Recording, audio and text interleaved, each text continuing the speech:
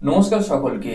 তো বন্ধুরা, এই ভিডিওতে আবারও আমরা একবার কথা বলবো কলকাতা নাইট রাইডার্সের প্লেয়ারদের নিয়ে। কোন প্লেয়ার এই মুহূর্তে কেমন খেলছে, কোন প্লেয়ারের ফর্ম কেমন আছে, ইত্যাদি ইত্যাদি বিষয় নিয়ে এই ভিডিওতে আলোচনা করব। যেখানে বিগ ব্রাশ লিগে ফিন অ্যালেন কেমন খেললো, আমাদের ঘরোয়া যে লিগ চলছে বিজয় হাজারি ট্রফি, সেইখানে আমাদের কেকেআর এর তারকা প্লেয়াররা, ভারতীয় বা দেশীয় প্লেয়াররা কে কেমন রেজাল্ট করছে, সেই সমস্ত বিষয় এই ভিডিওতে বিস্তারিত আলোচনা করব। ইম্পর্টেন্ট টপিক হতে চলেছে, অবশ্যই তোমরা ভিডিওটা শেষ পর্যন্ত দেখতে থাকো। এবং ভিডিও শেষে যদি ভিডিওটা ভালো লেগে থাকে অবশ্যই আমাদের চ্যানেলটাকে সাবস্ক্রাইব করে তার পাশের বেল আইকনটাকে অন করে দিও। আর যদি ফেসবুক থেকে দেখে থাকো তাহলে পেজটাকে ফলো করে দিও। তো চলো গাইস, ভিডিওর মেন টপিকে যাওয়া যাক।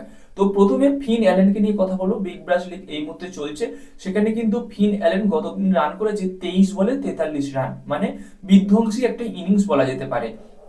তবে তার যে কোয়ালিটির খেলা, যেমন ভাবে খেলা দেখায় সেইভাবে কিন্তু স্টার্ট করেনি। মানে প্রথম 3-4টে বল কিন্তু সে মোটামুটি দেখেছে বা টুকেছে, ডিফেন্স করেছে, এরকম বলা যেতে পারে। 6 নাম্বার বল থেকে কিন্তু সে মার শুরু করেছে। আর এই যে 23 বলে 43 রানের একটা ইনিংস, এই ইনিংসে কিন্তু টোটাল 3টে 6 এবং 3টে 4 মেরেছে। মানে 3-6-18, 3-4-12, মানে 43 রানের মধ্যে কিন্তু 30 রান সে মেরে করেছে। বাকি 13 রান সে ওই 1-2 মানে শর্ট রান, সিঙ্গেল, ডবল এইসবের মাধ্যমে নিয়েছে। তো যে পিচে খেলা হয়েছিল সেই পিচটা কিন্তু ইডেন গার্ডেনের মতো এতটাও সহজ বা পাটা পিচ ছিল না। পিচটা কিন্তু যথেষ্ট স্ট্রাগল করার মতো পিচ ছিল, যেখানে ফার্স্টে ব্যাট করতে নেমে ফিন অ্যালেনের দল মাত্র 20 ওভারে 150 রান করতে পারে এবং অপোনেন্ট সেই সময় কিন্তু 150 রানটা চেস করে ফেলে, তাও সেটা 19 ওভার 3 বলে গিয়ে। মানে অতটাও সহজে কিন্তু ম্যাচটা হয়নি। তো সর্বসাফল্যে সমস্ত এই দুটো দলের হায়েস্ট স্কোরার ছিল ফিন অ্যালেনই। তো সব থেকে বড় কথা এটাই যে শেন ওয়াটসন কিন্তু এই জিনিসটা বলেছে একটা তার সাক্ষাৎকারে, যে ফিন অ্যালেনের মধ্যে কি ট্যালেন্ট আছে ফিন অ্যালেন কিন্তু বিগত 1-2 বছরে সেটা বুঝতে পেরেছে। তাই এই মুহূর্তে সে তার খেলার প্যাটার্ন কিছুটা চেঞ্জ করছে। এবার প্যাটার্ন চেঞ্জ করছে মানে কি, যে সে মারকুটে প্লেয়ার ছিল সেখান থেকে ডিফেন্স করে খেলছে এমনটা নয়। প্রথম থেকেই এমন আগে থেকে যে এসে মারতো, 6-4 চালিয়ে দেবো, ফার্স্ট বল থেকেই মারবো, এইরকম একটা তার প্রবণতা ছিল, এইরকম একটা তার মন মানসিকতা ছিল, সেইটা চেঞ্জ হচ্ছে। ওই প্রথম 2-3টে বল অন্তত দেখবো, তারপর থেকে সে মারতে শুরু করবো, ফার্স্ট বল থেকে অ্যাটাকে যাবো না। এইরকম একটা চেঞ্জ কিন্তু তার মাইন্ডসেটে দেখা যাচ্ছে। আর গতদিন যে আউটটা হয়েছে, সেই আউটটা হওয়ার পেছনে একটা ছোট কারণ আছে বলে আমার মনে হয়। যেটা হলো, এই ফিন অ্যালেন যে বলে আউট হয়েছে তার আগের বলে কিন্তু ফিন অ্যালেন একটা 6 মেরেছিল, যে 6টা কিন্তু একজন দর্শকের মাথায় গিয়ে লাগে এবং সে আহত হয়। তো সেইখানে কিছুক্ষণ খেলা বন্ধ হয়। তো হয়তো তার মাইন্ড কিছুটা ডাইভার্ট হয়ে গেছিল সেই দিকে। তারপরে তার যে বলটা সে মারতে গেল, ক্যাচ আউট হয়েছে, বাউন্ডারির ধারে গিয়ে ক্যাচ আউট হয়েছে। তো যে বলটা মারতে গেল কোথাও যেন মনে হলো সে ব্যাটটা নিয়ে গিয়ে কিছুটা থামিয়ে নিল বা একটু হাফ হ্যান্ড টাইপের চালালো, ফুল পেসে ব্যাট চালায় সেরকম কিন্তু চালায়নি। তো হয়তো একটা মাইন্ডে কিছু চলছিল যে ওই মানুষটা লেগে গেল, এরকম কিছু, এটা হলেও হতে পারে। তো সেইখানে গিয়ে কিন্তু বাউন্ডারির ধারে ক্যাচ তুলে দেয় ফিন অ্যালেন।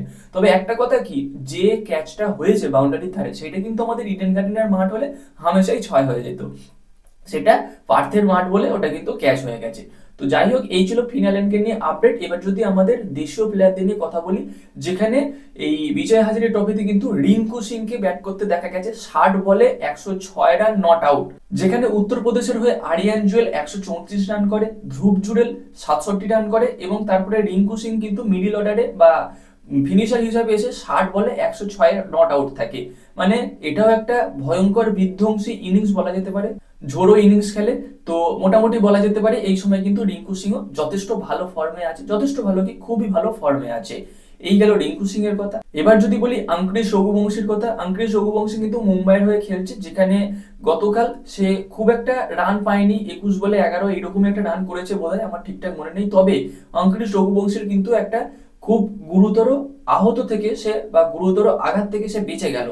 মানে কিভাবে, খেলা চলাকালীন কিন্তু অঙ্কুশ রঘুবংশী ফিল্ডিং চলাকালীন একটা খুব ডেঞ্জারাস ভাবে ক্যাচ নিতে যায়, যে ক্যাচটা নিতে যাওয়ার ফলে কিন্তু খুব খারাপ ভাবে ল্যান্ড করে। তো সেখানে কিন্তু অঙ্কুশ রঘুবংশীর ঘাড়ে চোট লাগে, ইনজুরি হয়। মানে চোট এতটাই বেশি যে অঙ্কুশ রঘুবংশী কোনো দিকে না পাচ্ছে ঘাড় ঘোরাতে, না উঠে বসতে, শুতে, কোনো কিছুই পাচ্ছে না। মানে একদম সোজা শটান শুয়ে থাকে যাকে বলে, লাগার পরে। তো সেখানে মোটামুটি সমস্ত প্লেয়ারই একটু ভয় পেয়ে যায়, তার দিকে ছুটে যায়, মানে কিরকম একটা খারাপ পরিস্থিতির সৃষ্টি হয়, অ্যাম্বুলেন্স ডাকা হয়, অ্যাম্বুলেন্স আসতে একটু দেরি করায় কিন্তু স্ট্রেচারে করেই তাকে মাঠ ছাড়তে হয়। তো তারপরে অঙ্কুশ রঘুবংশীকে আবার হসপিটালে নিয়ে যাওয়া হয়, প্রাইভেট হসপিটালে। সেখান থেকে কিন্তু তার ঘাড়ের সিটি স্ক্যান করানো হয়। তো সেখানে খুব একটা মেজর কিছু ধরা পড়েনি, হালকাই একটু ইনজুরি দেখা গেছে। তো এই মুহূর্তে অঙ্কুশ রঘুবংশী ঠিক আছে, তাকে কালকেই হসপিটাল থেকে ছেড়ে দেওয়া হয়েছে। কিন্তু যে মুহূর্তে এই অ্যাক্সিডেন্টটা ঘটেছিল বা খেলার পরিস্থিতিটা এমনই ছিল, সেটা কিন্তু একটু ভয়ঙ্কর পরিস্থিতিতে চলে গিয়েছিল, এটা বলাই যায়। তো এই গেল অঙ্কুশ রঘুবংশীর কথা। এবার কথা বলবো অনুকূল রায়কে নিয়ে, যেখানে অনুকূল রায় কিন্তু খেলছে ঝাড়খণ্ডের হয়ে। ঝাড়খণ্ডের সঙ্গে রাজস্থানের খেলা ছিল, যেখানে কিন্তু অনুকূল রায় ব্যাট হাতে করে 43 বলে 52 রান, এবং বল হাতেও সে যথেষ্ট ভালো বল করে, তবে উইকেট পায়নি। 10 ওভারে 43 রান দিয়ে 0 উইকেট রেখেছিল। তো অনুকূল রায়ও মোটামুটি বোলিং ব্যাটিং দুদিক থেকেও যথেষ্ট ভালো বল করেছে। এবার দেখো, এটা ওয়ানডে ফরম্যাটে খেলা হচ্ছে। এবার এই ওয়ানডে ফরম্যাটে উইকেট না পেলেও টি-20 ফরম্যাটে কিন্তু উইকেট পাওয়ার পসিবিলিটি অনেকটা হাই থাকে, কারণ ওয়ানডে ফরম্যাটে প্লেয়াররা অত অ্যাগ্রেসিভ ব্যাটিং করে না যতটা টি-20 ফরম্যাটে করে। তো টি-20 ফরম্যাটে যখন প্লেয়ারকে মারতে যাবে তখনই আউট হওয়ার একটা পসিবিলিটি তৈরি হবে। তো 10 ওভারে 43 রান 0 উইকেট মোটামুটি যথেষ্ট ভালো, যথেষ্ট ইকোনমিক্যাল বোলিং বলা যেতে পারে। তবে ব্যাটিং এর দিক থেকে 43 বলে 52 রান, যেখানে 5টা 4 একটা 6, এটা খুবই ভালো ব্যাটিং। একদম অ্যাজ এ ফিনিশার বা মিডল অর্ডারে এসে এইরকম একটা ব্যাটিং করা যথেষ্ট ভালো ব্যাটিং বলা যেতে পারে। তো মোটামুটি যে সমস্ত প্লেয়ারদের নিয়ে কথা বললাম এই মুহূর্তে টি-20 ফরম্যাট বলো বা মোট কথা খেলার দিক থেকে যথেষ্ট ভালো ফর্মে আছে। ফিন অ্যালেন, এদিকে রিঙ্কু সিং, অনুকূল রায়, এরা সবাই যথেষ্ট ভালো ফর্মে আছে। তবে অঙ্কুশ রঘুবংশী রান পাচ্ছে না, এটা একটা চিন্তার বিষয়, কিছুটা অফ ফর্মে আছে বলা যেতে পারে। তবে আইপিএল এ এসে আশা করছি ভালো পারফরমেন্স করবে। যদি পারফরমেন্স নাও করতে পারে, অঙ্কুশ রঘুবংশীর সাবস্টিটিউট হিসাবে কিন্তু অনেক প্লেয়ার এই মুহূর্তে কেকেআর দলে রয়েছে, অনেক অপশন রয়েছে। সেই সমস্ত অপশনকে কিন্তু চাইলে কেকেআর ম্যানেজমেন্ট বা কেকেআর দল কাজে লাগাতেই পারে। তো গাইস, এই ছিল আজকের আপডেট। ভিডিওটা কেমন লাগলো অবশ্যই তোমরা কমেন্টে জানিও। যদি ভালো লেগে থাকে লাইক করে দিও, শেয়ার করে দিও, এবং আমাদের চ্যানেলে প্রথমবারের জন্য এলে চ্যানেলটাকে সাবস্ক্রাইব করে তার পাশের বেল আইকনটাকে অন করে দিও। আর যদি ফেসবুক থেকে দেখে থাকো তাহলে পেজটাকে ফলো করে দিও। তো গাইস, এই ভিডিওতে এই পর্যন্তই, দেখা হচ্ছে পরবর্তী ভিডিওতে। Bye bye.